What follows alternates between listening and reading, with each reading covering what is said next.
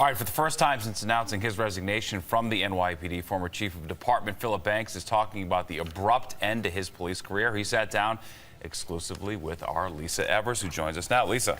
Well, Stephen Derry, there aren't too many people who would resign from their job instead of taking a promotion and pay raise, but that's exactly what former NYPD Chief Philip Banks did.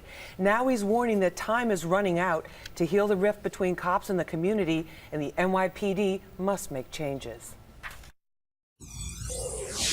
Former NYPD Chief of Department Philip Banks III, the son of a police officer, proudly wore the uniform for 28 years. He earned the reputation of being that rare law enforcement leader who had the backs of his cops and the trust of the community. We saw him on the streets of Harlem last June during the NYPD's biggest gang bust ever.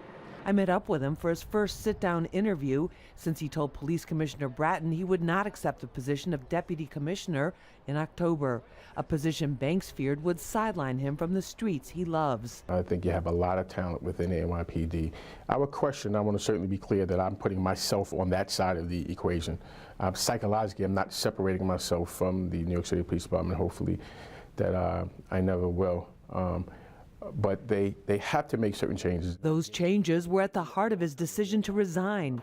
He says the NYPD and all police departments cannot use 1990s tactics in a 2015 climate of mutual distrust. When Commissioner Bill Bratton came in the first time around, I think he did a fantastic job when he ushered in the CompStat era, right? But it was heavily focused on enforcement. And I think it was the right model at that particular time. Now he says there need to be new ways to measure police effectiveness besides the number of arrests or traffic tickets and officer rights. He insists lowering crime and improving community relations are not mutually exclusive, and the effort to improve has to come from both sides. I reject the notion that you can't have community policing and aggressive policing.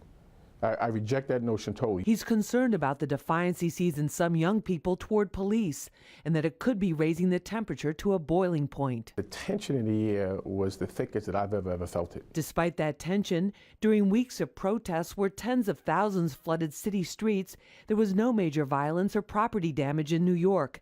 Banks fears the negative perception of police by some is overshadowing their accomplishments. Violence is down, crime is down.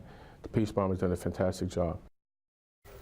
Now, Banks believes that a simple step to reduce conflict would be for the community and police to get to know each other.